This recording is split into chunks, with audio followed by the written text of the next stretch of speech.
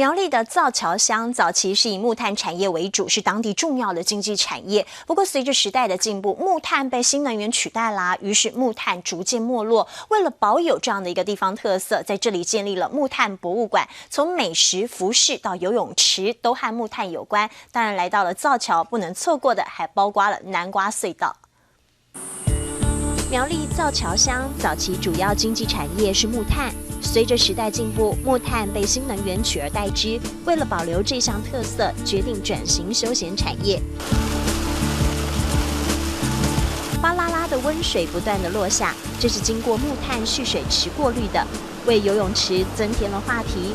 隔壁水池里直接放进了木炭，这噱头成功吸引了不少消费者慕名而来。这木炭还有很多功能呢。从木炭米粉、面条到服饰，上百样木炭产品开辟附加价值，知名度打开，观光客到此一游，每年观光产值以5% 的速度成长。臭口乡也产生的木炭博物馆带动的观光有很大的经济繁荣啊，经济的这样的循环有带动地方的很就业机会。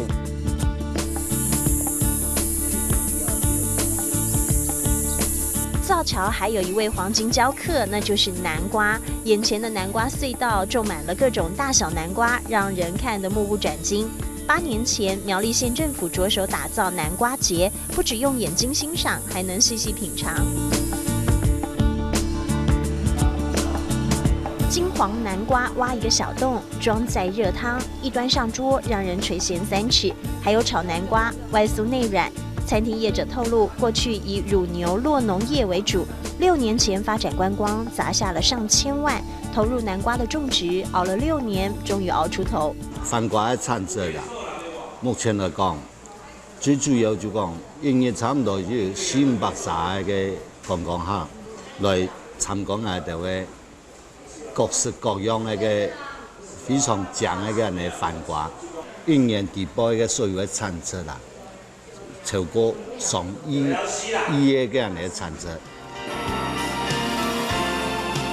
客家人应景不服输的个性表露无遗，尽管再辛苦，也要尽全力为在地发声。木炭水、木炭衣、黑金写下一页页奇迹，南瓜冰、南瓜汤，金黄打造一篇篇传奇。客家子弟在造桥应景打拼，感动时刻。